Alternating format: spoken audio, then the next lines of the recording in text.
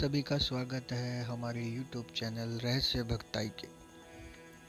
आज मैं आप सभी के सामने माँ दक्षिणेश्वरी काली, जिसे कलकत्ते की काली भी कहा जाता है, उस पर यह वीडियो लेकर हाजिर हूँ। उम्मीद करता हूँ कि ये वीडियो आपको पसंद आएगी और अभी तक आपने हमारा चैनल सब्सक्राइब और शेयर नहीं किया है तो कृपया करके इसे सब्सक्राइब और शेयर करें। आज हम बात करेंगे माँ कलकत्ते की काली के बारे में।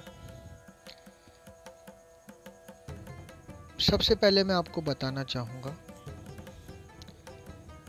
जो कलकत्ते के अंदर मंदिर बना हुआ है उसके बारे में। माँ काली का सबसे बड़ा मंदिर है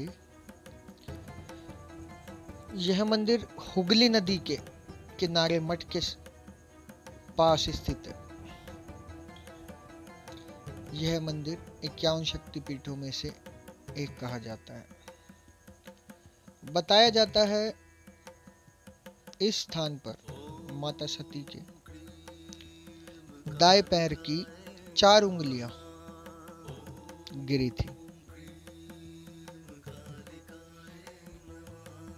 रासमणि नाम की एक रानी थी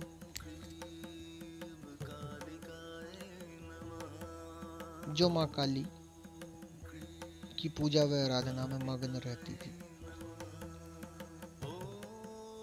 स्वप्न के माध्यम से कह सकते हैं आप, स्वप्न के माध्यम से माँ काली ने उसे आदेश किया और मंदिर बनवाने के लिए कहा।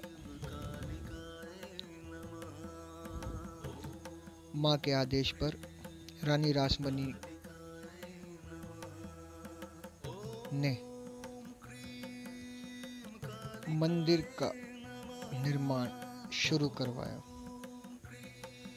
जो कि 1847 में शुरू हुआ और वर्ष 1855 में पूर्ण हुआ था। इस मंदिर की विशेषता मैं आपको बताना चाहूँगा। यहाँ जो माँ काली की प्रतिमा स्थापित है वो कोई सामान्य प्रतिमा नहीं है। इसकी अपनी एक विशेषता है। बताया जाता है बनारस के अंदर एक मूर्तिकार हुआ करते थे। उन्होंने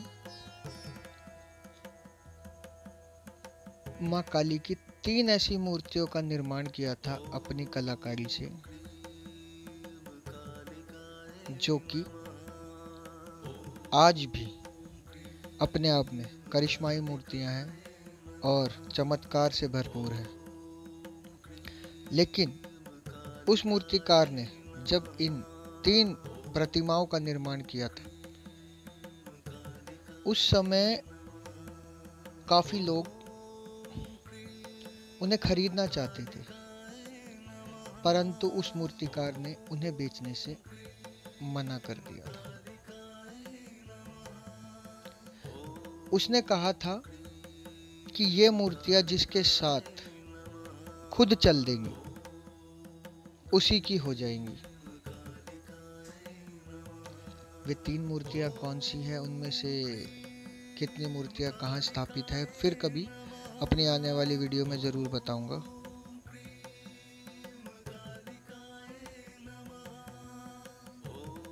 और जो कलकत्ता में स्थित है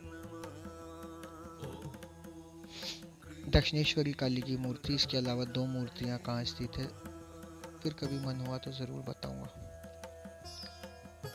तीसरे नंबर पर रामाकृष्ण परमहंस जी, जो माँ के प्रिय भक्तों में से एक है।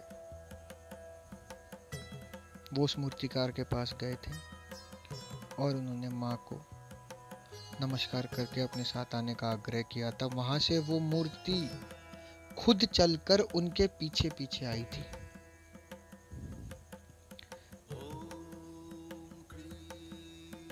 इस प्रतिमा को देखने वाला मोहित हो जाता है। माँ का एक रूप इतना भव्य, इतना सुंदर है कि उसे जो भी देखता है मोहित हो जाता है। आइए उस स्वरूप की बात करते हैं, रूप की बात करते हैं। एक हाथ में खड्ग, दूसरे में मुंड, तीसरे में वर मुद्रा और चौथे में अभय मुद्रा है। दायां पांव भगवान शिव पर, भगवान शिव की छाती पर, जिसको बोला जाता है प्रत्यंगरा मुद्रा। यदि आप मतलब माफी चाहूंगा, दोनों पांव अगर शिव की छाती पर होते तो उसे सिद्ध मुद्रा बोला जाता है। दक्षिण काली को राजस्व की देवी बताया गया और ये राजकन्या बताई गई।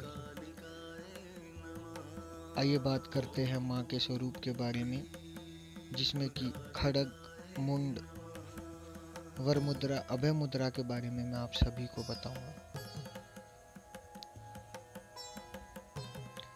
खड्ग का अर्थ है माँ हमारे सभी संकटों को और कष्टों को काटती है उस खड्ग से। छिन्न मुंड जो माँ के हाथ में है, उसका अर्थ है जीवन के सभी विकारों को कटे मुंड की तरह हमसे अलग कर देती है, यानी कि जो भी हमारी बुरी आदतें हैं उन्हें हमसे दूर कर देती है। वर मुद्रा, वर मुद्रा से सभी प्रकार के सुख, सौभाग्य, समृद्धि देगी। चौथे हाथ में जो अभय मुद्रा है, अभय मुद्रा का अर्थ है हर प्रकार के डर से आदमी को, सेवक को, नर को, नारी को, जो भी माँ की शरण में आता है उसके हर प्रकार के डर का नाश करती है। विशेष रूप से एक बात बताना चाहूँगा, इसकी जीवा, जिसे जीभ भी कहा जाता है, इसकी जीभ सदा दांतों के नीचे दबी रहती है, जो कि मौन का प्रतीक है।